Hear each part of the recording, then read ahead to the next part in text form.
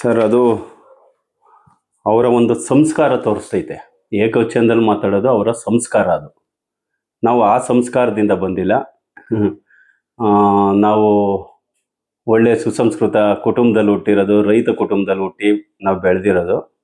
ನಮಗೆ ಆ ಯೋಗ್ಯತೆಯೂ ಇಲ್ಲ, ಆ ಸಂಸ್ಕಾರನೂ ಇಲ್ಲ. ಏಕವಚನದಲ್ಲಿ ಮಾತಾಡೋಂಥ ಯೋಗ್ಯತೆಯೂ ಇಲ್ಲ, ಏಕವಚನದಲ್ಲಿ ಬೈಯೋಂಥ ಸಂಸ್ಕಾರದಲ್ಲೂ ನಾವಿಲ್ಲ. ಅದನ್ನು ಅವರು ಅರ್ಥ ಮಾಡ್ಕೊಂಡ್ರೆ ಸರಿ ಅನಿಸ್ತೈತೆ. ಮತ್ತು ನಾನು ಬೆಳೆದಿರೋ ಪರಿಸರ, ನಾವು ಕಲ್ತಿರೋ ಗುರುಗಳು, ನಮ್ಮ ಹಿರಿಯರು ಆ ಒಂದು ಮಾತುಗಳನ್ನ ಕಳಿಸ್ಕೊಟ್ಟಿಲ್ಲ. ಗೌರವ ಕೊಟ್ಟು ಗೌರವ ಪಡೆಯೋದು ನಮ್ಮ ಒಂದು ಆಶಯ. ಗೌರವ ಕೊಡೋಷ್ಟು ದಿನ ಕೊಡ್ತಾರೆ ಕೆಲವರು.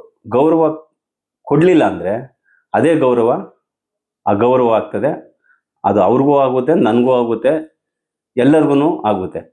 ಫಸ್ಟು ಮೊದಲಿಗೆ ಗೌರವ ಕೊಟ್ಟು ಗೌರವ ತಗೊಳೋದು ಸೂಕ್ತ ಅಂತ ಈ ಮೂಲಕ ಅವ್ರಿಗೆ ಒಂದು ಮನವಿ ಆದರೂ ಆಗಲಿ, ಒಂದು ಎಚ್ಚರಿಕೆ ಆಗಲಿ ತಗೊಳ್ಳಿ. ಅವರು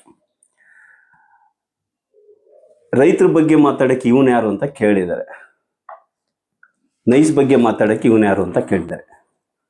ಸ್ವಾಮಿ, ನೀವು 2002-3ರಲ್ಲಿ ನೀವು ಯಾರು ಅಂತ ನಮ್ಗೆ ಗೊತ್ತೇ ಇಲ್ಲ. 97ರಲ್ಲಿ ಭೂ ಸ್ವಾಧೀನ ಪ್ರಕ್ರಿಯೆ ಆರಂಭ ಆಯ್ತಲ್ಲ, ಅವಾಗ ನೀವು ಯಾರು ಅಂತ ಗೊತ್ತಿಲ್ಲ. ನೀವು ಯಾವ ಊರು, ಎಲ್ಲಿದ್ದೀರಾ, ಎಲ್ಲಿಂದ ಬಂದಿದ್ದೀರಾ, ನಿಮ್ಮ ಅಡ್ರೆಸ್ಸೇ ಗೊತ್ತಿರಲಿಲ್ಲ. ನಿಮ್ಮ ಅಡ್ರೆಸ್ ಗೊತ್ತಾಗಿದೆ 2013ರಿಂದ.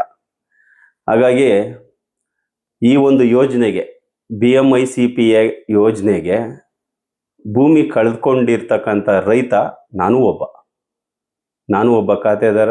ನಾನು ಈ ಯೋಜನೆಗೆ ಜಮೀನು ಕಳ್ಕೊಂಡಿದ್ದೀವಿ. ಅವತ್ತಿನ ಸರ್ಕಾರದಲ್ಲಿ SM ಕೃಷ್ಣ ಅವರು ಮುಖ್ಯಮಂತ್ರಿ ಆಗಿದ್ದರು. ಆ ಒಂದು ಸರ್ಕಾರದಲ್ಲಿ ಭೂಸ್ವಾಧೀನ ಆದಾಗ ನಮ್ಮ ರೈತರು, ನಾವುಗಳು ಅಂದರೆ ನಮ್ಮ ಗ್ರಾಮದ ರೈತರುಗಳು, ನಮ್ಮ ಜಮೀನು ಅಕ್ಕಪಕ್ಕ ಇರ್ತಕ್ಕಂಥ ರೈತರುಗಳು ನಾವೆಲ್ಲ ಸೇರಿ ಗಲಾಟೆ ಮಾಡಿ DC ಹತ್ರನೂ ಗಲಾಟೆ ಮಾಡಿದ್ದೀವಿ. ಮತ್ತು BMIC ಯೋಜನೆ ಸಂಬಂಧಪಟ್ಟ ಯೋಜನೆಯವ್ರ ಹತ್ರನೂ ಗಲಾಟೆ ಮಾಡಿದ್ದೀವಿ. ನೈಸ್ ಸಂಸ್ಥೆಗೂ ಗಲಾಟೆ ಮಾಡಿದ್ದೀವಿ, KIDBಗೂ ಗಲಾಟೆ ಮಾಡಿದ್ದೀವಿ. ಅಂಥ ಸಂದರ್ಭದಲ್ಲಿ ನಾವು ಮನವಿ ಮಾಡಿ ಗಲಾಟೆ ಮಾಡೋಂಥ ಸಂದರ್ಭದಲ್ಲಿ ನಮಗೆ ರೈತರಿಗೆ ಅನುಕೂಲ ಆಯಿತು. KIDBಯಿಂದ, ನೈಸಿಂದ ಎಲ್ಲ ರೀತಿಯಲ್ಲೂ ಅನುಕೂಲ ಆಗಿದೆ. ಹಾಗಾಗಿ ನಾನು ಒಬ್ಬ ಅದಕ್ಕೆ ಹಕ್ಕುದಾರ. ನನ್ನ ಜಮೀನು ಹೋಗಿರೋದಕ್ಕೆ, ನನ್ನ ಮನೆ ಹೋಗಿರೋದಕ್ಕೆ ನಾನು ಒಬ್ಬ ಹಕ್ಕುದಾರ.